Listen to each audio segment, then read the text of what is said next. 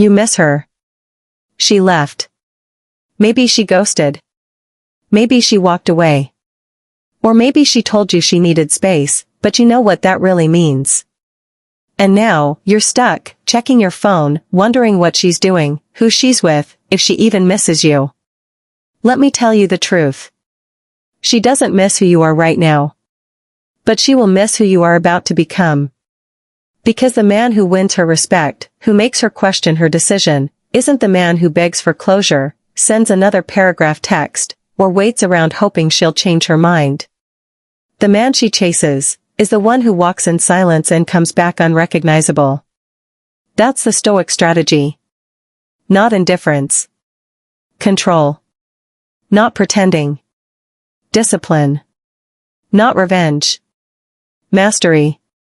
You want her back? Make her feel like she lost something rare. So here's what you do. You disappear from her radar, not from the world. You stop watching her stories, and you start writing your own. You let go of maybe she'll text and replace it with maybe I'll have time. You build. You rise. You evolve. You hit the gym not to prove something, but to reclaim your power. You read, journal, wake up earlier. You chase your mission harder than you ever chased her. She left because the man you were didn't make her feel something powerful. Let the man you're becoming haunt her mind. Not by manipulation, but by becoming the man she no longer has access to. That's what Stoicism teaches: emotional control, presence, and purpose. So stop talking. Stop chasing. Stop explaining. Let silence and transformation be your message. And when you master yourself, when you're no longer trying to win her, that's when she'll feel the pull. That's when she'll look back and realize she didn't just walk away from a man. She walked away from a storm she couldn't control. Let her beg to come back. But make sure the man she's begging for isn't the same one she left. Silence is power. In a world addicted to noise, opinions, and instant validation, silence is a forgotten weapon, one that most men overlook. But for the Stoic, for the man seeking mastery over self and others, silence is not absence. It is presence. It is not retreat. It is control. Silence is not about ignoring or running away. It's about watching without reacting, listening without needing to interrupt, and choosing your moment with precision rather than panic. Silence is the discipline of restraint. It's what separates the boy from the man, the impulsive from the intentional. Most people speak because they're uncomfortable with the weight of unspoken things. They fear what lingers in quiet moments, so they fill the air with noise to distract from insecurity, doubt, or fear. But a Stoic man uses silence to hold his ground. He doesn't rush to fill gaps in conversation with meaningless words. He doesn't jump to defend himself when falsely accused. He knows that silence is often more unsettling, more commanding, than any loud rebuttal. When you don't react, you become unpredictable. And in relationships, especially when someone leaves, when a woman walks away, this unpredictability becomes powerful. It makes her wonder. It plants doubt. She expects anger, emotion, explanation. But when she gets silence instead, she's left with the echo of her own decision. That silence? That's your leverage. Because it forces her to sit with her choice and ask herself questions she didn't expect to face. Silence makes her imagination do the work. And the imagination is far more powerful than any message you could write.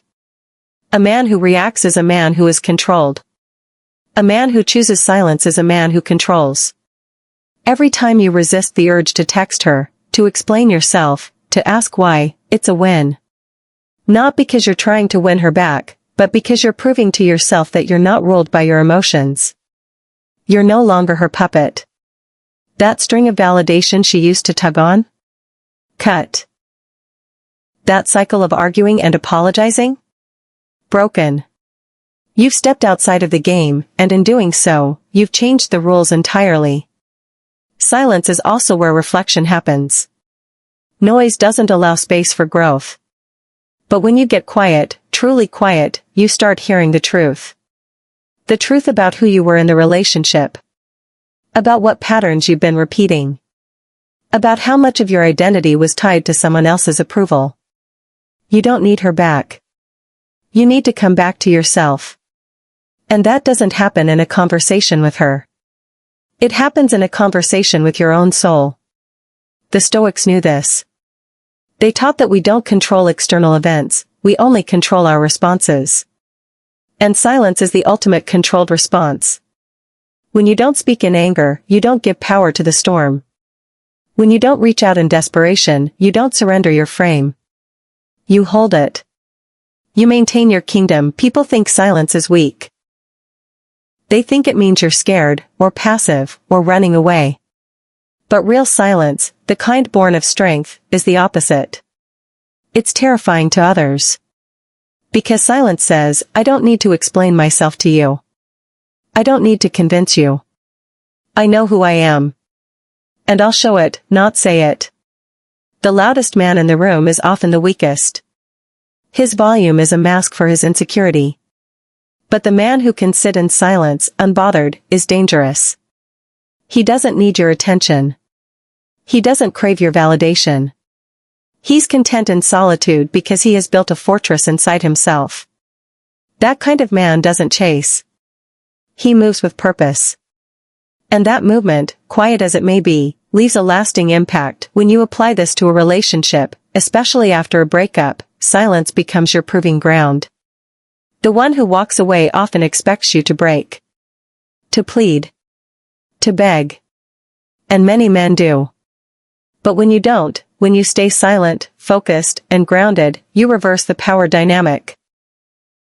You shift from the one being left behind to the one walking forward.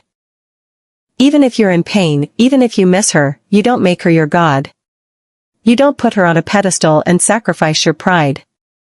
You honor yourself through restraint. She will feel it. She may not admit it, but she will. She'll notice the absence. She'll start to question why you haven't reached out. And that curiosity will grow. Because people crave what they can't easily access. Your silence makes you rare. And in a world full of men willing to throw their dignity away for one more conversation, your discipline makes you unforgettable. Let her wonder. Let her sit in the space you used to fill. Let her feel the weight of your absence instead of the noise of your desperation. And while she's questioning, you're building. While she's thinking about the past, you're preparing for the future. That's the power of silence. It transforms pain into progress. It converts heartbreak into strength. And it shapes a man who no longer needs to prove anything. Because he is everything he once tried to become. So stay silent. Stay sharp. And let your evolution speak volumes. Embrace the Stoic mindset. Not as a trend. Not as an aesthetic. But as a way of living that strips away the noise, the lies, and the emotional chaos that keeps most men enslaved to their own weaknesses. Stoicism is not about pretending not to care. It's not about suppressing emotions until they explode. It's about mastering the inner world so the outer world no longer dictates your state of mind. To embrace the Stoic mindset means you stop expecting life to be fair. You stop waiting for someone to come save you, validate you, or love you in just the right way so you can finally feel whole. You understand, deeply, that suffering is part of the process, not a punishment. That discomfort is the signal of growth, not the enemy. Most people chase comfort. They chase approval. They chase security. But the Stoic chases clarity, discipline, and inner strength. A Stoic does not avoid pain, he accepts it, studies it, and learns to endure it. Because pain is the teacher, and those who run from it never graduate. If you want peace in this life, real peace, the kind that no one can take from you, you have to earn it by sitting with discomfort. You have to learn to be calm when the world is chaos. You have to be still when everything else is pulling you to react. Emotions are not the enemy. Being controlled by them is. A Stoic feels. But he chooses. He feels anger, but does not lash out. He feels sadness, but does not wallow. He feels fear, but moves forward anyway. Most people are prisoners of their moods. One bad day and their whole life feels like it's falling apart. One text message can shift their entire self-worth. One rejection, and they crumble. That is not power. That is slavery. And the Stoic mindset breaks that chain. It replaces reaction with reflection. It replaces panic with poise. When someone insults you, you don't need to retaliate to prove your worth. You know who you are. When a woman pulls away, you don't chase her to restore your ego. You let her go. Not out of arrogance, but out of self-respect. To be stoic is to stand like a mountain in a storm. Unmoved. Not because you don't feel the wind or the rain, but because you've trained yourself to remain grounded. That training is daily. It's in the small things. Waking up early when you want to sleep in. Holding your tongue when you want to explode. Saying no when every part of you wants to give in. Every act of discipline is a brick in the fortress of your character. People mistake stoicism for coldness. It's not. It's warmth under control. Passion without chaos. Power without recklessness. It's looking a temptation in the face and smiling, not because you're above it, but because you've chosen something better. It's resisting the urge to gossip, complain, or argue, because you've learned that energy is precious and shouldn't be wasted on trivial things. And this mindset bleeds into every area of life. In your relationships, you stop needing someone to complete you. You show up as a whole person, with or without their validation. That makes you attractive. Not because of games, but because true confidence doesn't need to be loud. In your work, you stop blaming others, the system, or your past. You take ownership. Total responsibility. You don't whine, you build. You don't wait, you move. You don't hope things get easier, you get stronger. Embracing stoicism also means you value logic over impulse. You take time before reacting. You ask, what can I control? What is outside my control? You realize how much energy is wasted fighting things that can't be changed, and how much progress can be made when you put that energy into the things that can.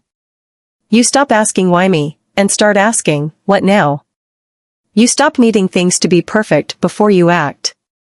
You stop negotiating with excuses, and perhaps most importantly, the Stoic mindset teaches you to die before you die. So that when your time comes, you are ready. Memento mori. Remember that you will die. This doesn't make you morbid. It makes you wise.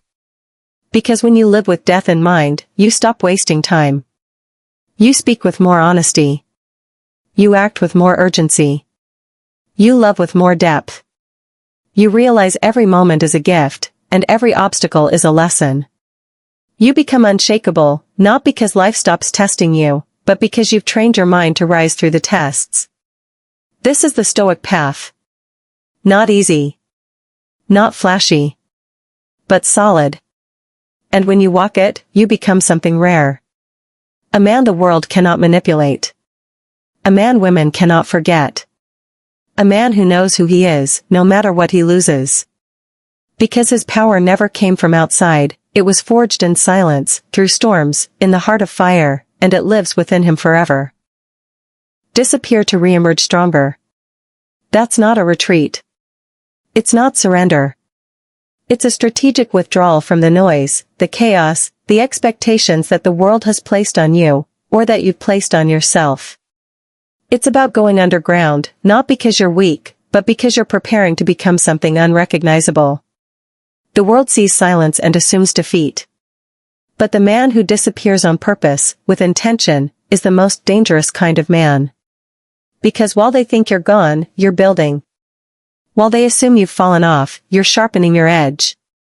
You're reconstructing yourself brick by brick, standard by standard, habit by habit. And when you re-emerge, you're not coming back for attention. You're coming back with fire in your eyes and clarity in your soul. This world constantly demands visibility. Everyone's trying to be seen, trying to prove, trying to show that they matter. But visibility without substance is just noise. What matters is who you are when no one's watching. What decisions you make when there's no applause, no validation, no confirmation. Disappearing gives you the gift of solitude. It removes the mirror of public opinion and forces you to confront your raw self. And most people avoid this, because when you're alone with your thoughts, you come face to face with your fears, your insecurities, your failures. That's where most people stop. That's when they crawl back to comfort, back to distraction, back to the approval of others. But the few who stay in that space, who sit in the silence and keep pushing, those are the ones who come back unrecognizable. When you disappear, it's not about isolation from the world, it's about insulation from distraction. You're not cutting people off to prove a point. You're cutting the noise to reconnect with your purpose. You're not ghosting to be petty. You're retreating to become better. Stronger. Sharper. Sometimes life requires you to vanish. To unplug. To detach from everything familiar and immerse yourself in the uncomfortable work of self-transformation. It's not glamorous. No one's clapping for you when you're in the gym at 5 a.m. No one's celebrating when you say no to the old habits. No one's cheering when you're journaling through pain or rebuilding your mind after heartbreak. But that's exactly where your power is being born. The man who disappears intentionally is rejecting the instant gratification world. He's not trying to prove anything on social media. He's not chasing temporary dopamine. He's chasing legacy. He's training his mind to go without applause. He's rewiring his brain to need nothing from anyone. That's freedom. That's what makes a man untouchable. Because when your validation is no longer external, people can't control you. Their silence doesn't shake you. Their opinions don't derail you. Their absence doesn't weaken you. You become self-sustaining. Your energy comes from within. It's in the disappearing that you gain perspective. You realize who's real. Who checks in when you're no longer visible. Who respects your space, and who panics without access to you. But more importantly, you realize what you were doing for attention, and what you were doing for purpose. You see clearly which habits were distractions dressed up as progress. You begin to rebuild your routines, your standards, your priorities. The man who disappears to level up is different from the man who disappears to escape. The first comes back with war in his veins. The second gets lost. So you have to decide, when you go dark, are you running from life or are you preparing to dominate it? You have to be willing to look in the mirror and admit where you've fallen. Where you've lied to yourself. Where you've settled. Disappearing gives you space to make those confessions without shame or performance. Because it's in that brutal honesty that strength is born. You admit your weaknesses so you can train them. You face your pain so you can process it. You stop running from your demons and you start facing them one by one. And with every day that passes, you begin to feel the shift. Your body gets tighter. Your mind gets clearer.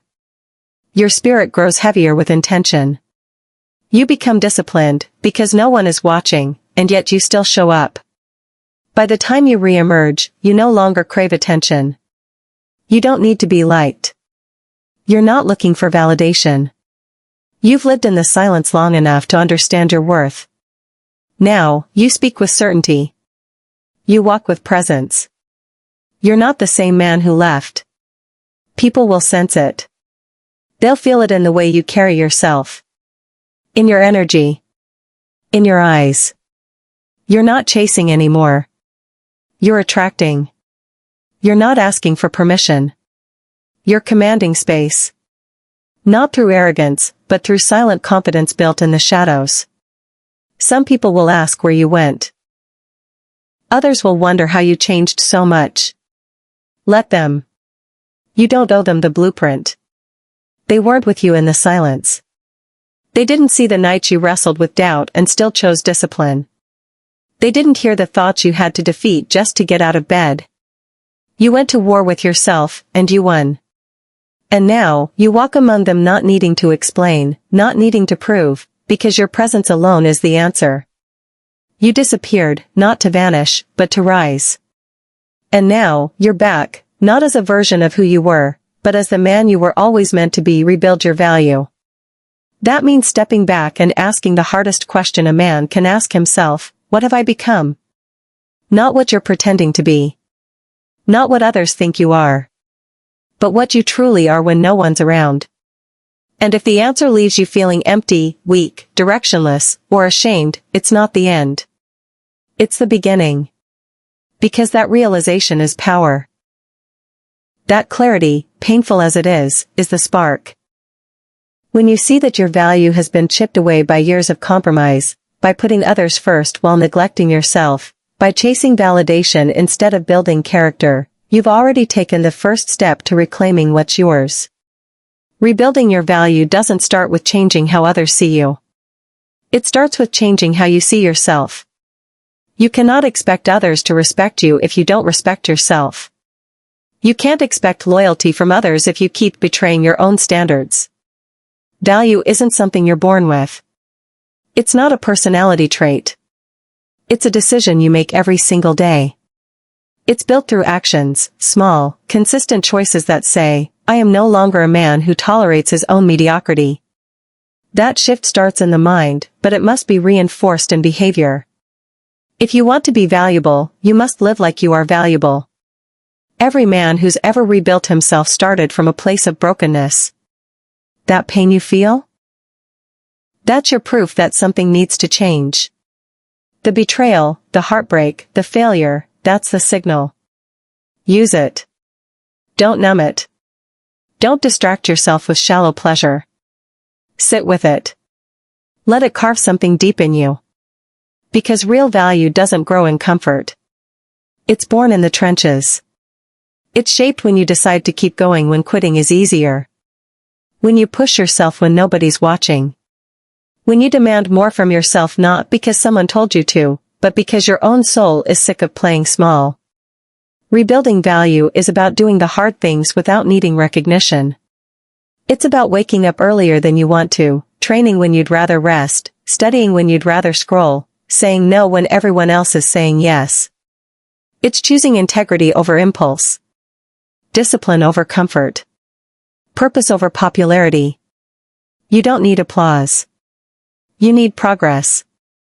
And that progress begins in silence. When you rebuild your value, people may not see it at first. They may still treat you like the man you used to be. Let them. Your job is not to convince them. Your job is to become so consistent, so locked in, that they have no choice but to respect the new standard you set. There's going to be resistance. From within and from others. Because when you change, you force the people around you to confront their own lack of change. Some won't like that. Some will try to pull you back. Guilt you. Distract you. But when you're rebuilding your value, you stop being available to everything and everyone. You become selective. Because your time is expensive. Your energy is sacred. You don't just give it to whoever asks. That doesn't make you arrogant. It makes you aware. When you realize your worth, you stop giving discounts. You stop overextending. You stop showing up for people who wouldn't do the same for you. Rebuilding your value also means forgiving yourself for the man you used to be. You made mistakes. You tolerated too much. You let yourself down. Fine. Own it. Learn from it. But don't stay stuck in guilt. Guilt doesn't rebuild anything, discipline does. Accountability does. Change does. When you start showing up differently, your past stops defining you. Your future starts responding. You walk into rooms with a new posture. Not because you're trying to impress anyone, but because you've earned the right to hold your head high. Your value radiates. It's in your eyes. Your voice. Your choices. And people feel it. Even if they can't explain it, they respect it. You have to become your own source of power. Your own reminder of what's possible. Your own motivation. Stop waiting for a woman to see your worth. Stop waiting for friends to support you. Stop waiting for the world to hand you something. That version of you, the one who waited, who hoped, who begged for scraps, is done. You don't need permission to rebuild. You need decision. The decision to become a man who holds himself to a higher standard regardless of who's watching. As you keep rebuilding, you start attracting differently. You no longer chase people, opportunities, or approval. They start chasing you. Not because you became louder, but because you became more focused, more grounded, more rare. You carry yourself like a man who knows what he brings to the table. And if someone can't see that, you don't shrink, you move on. Because you know you're not here to convince anyone of your value. You're here to live it. Every day is a chance to lay a new brick. To say, this is who I am now. It won't be fast. It won't be easy. But it will be worth it. Because at the end of this journey, you won't just have results, you'll have something deeper. You'll have pride. The quiet kind. The kind that says, I didn't give up on myself. That's real value. Not something you wear. Not something they give. Something you become. Shift your focus. That's where everything begins. Because your life moves in the direction of your dominant thoughts. If all you see is failure, disappointment, and setbacks, that's all your mind will feed you. If you constantly focus on what you've lost, who walked away, or what didn't work out, you'll never create the space to build something better. Your attention is your most powerful resource. It's the currency of your mind. And most men are going broke spending it on the wrong things, on people who don't respect them, on problems they can't fix, on a past that's already over. If you want a different result, you need a different focus. Every second you spend thinking about what hurt you is a second you're not using to heal, to build, to grow. Pain has a place, it wakes you up, but it's not meant to become your home. When you fixate on what's gone wrong, you become blind to what could go right. You start living in reaction instead of creation. You stop leading your life and start surviving it. But the moment you shift your focus from what you can't control to what you can, the game changes. You reclaim your power. You stop being a victim and become a creator. Your focus determines your energy. Think about it. When you wake up thinking about your problems, how do you feel? Drained. Heavy. Defeated before the day even begins. But if you wake up focused on what you can do today, on what you're building, on who you're becoming, you move differently. You speak with more clarity. You walk with more purpose. The obstacles don't shrink, but your capacity grows. Because energy follows focus. And if your focus is sharp, your actions become unstoppable. Shifting your focus doesn't mean pretending everything is okay. It means choosing to direct your mental energy toward solutions, not just symptoms. Toward growth, not just grief. Toward action, not just overthinking. Most people think they're stuck, when in reality, they're just stuck in thought. They've replayed the same story so many times that they believe it's truth. But it's just repetition. Just habit. And habits can be broken. Stories can be rewritten. You just have to decide that your mind is not a museum for misery. It's a workshop. It's a forge. It's a place where you mold who you're becoming, not a place to mourn who you used to be. Focus is a skill. It's something you train. And the way you train it is by being intentional with what you feed your brain. What you watch, what you read, who you listen to, these are all shaping the lens through which you see your life. If all you consume is drama, negativity, and noise, your inner world will be chaotic. But if you discipline your inputs, if you choose silence over noise, depth over distraction, truth over comfort, your focus sharpens. You stop being pulled in every direction. You stop reacting to every trigger. You move with intention. And that makes you powerful. There will always be reasons to feel bitter. To stay angry. To dwell on the betrayal, the rejection, the injustice. But what does that give you? What does that focus create? Nothing but more of the same. You have to ask yourself, what do I want to create in my life? Peace? Strength? Mastery? Then focus on that. Focus on building the man you admire. Focus on the small wins. The habits that compound. The purpose that pulls you forward. When you focus on that, the noise fades. The past loses its grip. And the present becomes the only thing that matters. You can't control everything, but you can always control your focus. That's why two men can go through the same storm and come out completely different. One breaks, the other builds. One complains, the other trains. It's not about the event, it's about the interpretation. The focus. The story they tell themselves. You become what you repeatedly give your attention to. So if you want to change your life, stop chasing motivation and start changing your focus.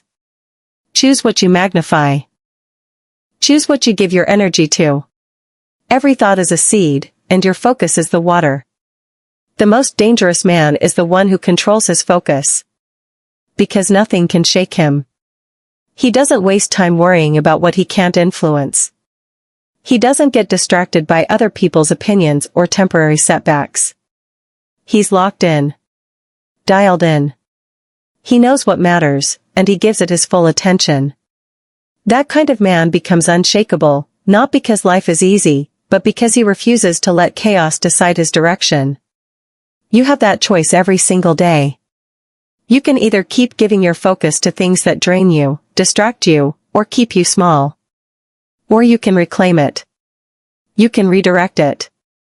You can shift it onto something that builds you, sharpens you, strengthens you. It won't happen by accident. It takes discipline. It takes practice. But once you make that shift, everything begins to align. Your habits change. Your circle changes. Your emotions become tools, not masters. Your life starts to reflect your values, not your fears. And when that happens, you no longer need to be rescued, validated, or fixed. You've already given yourself the most powerful gift there is, focused intention, become unattainable. Not in the sense of arrogance or distance, but in the sense of value, rarity, and discipline. In a world where everyone is constantly accessible, constantly proving, constantly available, the man who withdraws, who holds back, who reserves himself, he becomes magnetic. Mystery isn't about hiding who you are, it's about not giving everyone full access to it. When you become unattainable, you stop broadcasting your life for cheap validation. You stop over-explaining your intentions. You stop justifying your moves. You simply move, with purpose, with direction, and with an energy that says, I don't need to be understood to be respected. To be unattainable means to be rooted in something deeper than approval. It means your mood, your value, your sense of identity no longer rise and fall based on how someone treats you. You are self-sustained. You operate from an internal compass. You live by principles, not popularity. And because of that, people start noticing. They lean in. They wonder why you're not chasing. Why you're not reacting. Why you're not begging for attention. Because most people live for it. But you've outgrown the need for constant validation. You found your power in silence, in restraint, in sovereignty. Most men try to be liked. Few try to be respected. Fewer still try to be remembered. But the man who becomes unattainable, he becomes unforgettable. Because he's rare. He doesn't chase what doesn't serve him. He doesn't try to convince anyone to choose him. He knows that what's truly valuable doesn't need to shout. Gold doesn't beg to be noticed. Diamonds don't audition for love. And a man who knows his worth doesn't lower his standard just to fit into someone's life. He makes his presence felt by how rare it is, not how frequent it is. When you become unattainable, you stop being emotionally available to chaos. You stop letting people use your time like it's free. You stop entertaining every invitation, every distraction, every woman who wants your attention but not your respect. You begin to filter. To protect your peace. To elevate your standards. Not because you're better than anyone, but because you're finally choosing to be better than who you used to be. You're finally choosing your growth over your comfort. Your purpose over your need to be wanted. And when you do that, something shifts. You start attracting differently. You start speaking differently. You start walking into rooms and commanding attention, not by effort, but by energy. Unattainability isn't about being cold or distant. It's about being grounded, centered, unmoved by nonsense. You're not triggered by games. You're not interested in drama. You're too focused on becoming the man you're meant to be. And that kind of energy is rare. Most people can't fathom it. They'll call you distant, cold, detached. Let them. They don't understand what it takes to protect your mission. You don't owe your energy to anyone who hasn't earned it. You don't owe your softness to anyone who would misuse it. You're not building walls, you're building standards. Being unattainable means you've stopped needing others to complete you. You've built your life in such a way that you'd rather be alone with your purpose than together with someone who doesn't respect it. You're not desperate for love, because you love yourself enough to wait for what aligns. You're not craving attention, because your goals already demand your full focus. You're not chasing connection, because you've connected deeply with who you are, what you believe, and where you're going. That inner alignment is rare. And that's exactly why it makes you powerful. Women notice this. People notice this. They sense when a man is no longer hungry for attention but starving for excellence. They feel it in how you speak, calm, deliberate, unshaken. They see it in how you move, precise, strategic, intentional. You're not showing off. You're not overcompensating. You're simply walking in purpose.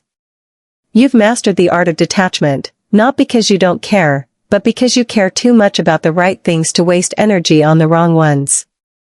And the truth is, the moment you become unattainable, you trigger something deeper in people. They wonder why you're not impressed. Why you're not eager. Why you're not available like everyone else. They start questioning themselves. They want to rise to your level. Not because you asked them to, but because your presence demands it. You've flipped the script. You've stopped performing and started leading. You've stopped chasing and started becoming. And that shift makes you magnetic. People chase what they can't control. They desire what doesn't need them. They crave what challenges them to grow. When you become unattainable, you stop being a boy hoping to be chosen. You become a man who chooses wisely. Who observes. Who filters. Who values his peace more than his popularity. And that makes you stand out in a world of noise and desperation. So no, you're not playing hard to get. You're just hard to distract. Hard to manipulate. Hard to move off your path. You've tasted what it means to be focused, and you're not going back. You've learned the value of your time, and you're done giving it to people who don't value theirs. You've become the kind of man who doesn't chase chaos, he creates calm. Who doesn't seek approval, he seeks truth. Who doesn't try to fit in, he chooses to stand out. That's what makes you unattainable. Not because you're above anyone, but because you've risen above needing anyone to complete what you've already started within yourself. So here's the truth, when you stop chasing, when you start building yourself with discipline, silence, purpose, and focus, everything shifts. You stop radiating neediness and start radiating power. You become the man who doesn't wait for her to come back, because he's too busy becoming the kind of man she regrets ever walking away from. You don't beg, you don't explain, you don't argue, you evolve. And in doing that, you become the mirror she can't escape, the standard she can't forget, the presence she secretly longs for. That's the Stoic strategy. Quiet power. Relentless growth. And unshakable self-respect. When you live that, she'll beg to come back. But by then, it won't even matter, because you'll finally know your worth.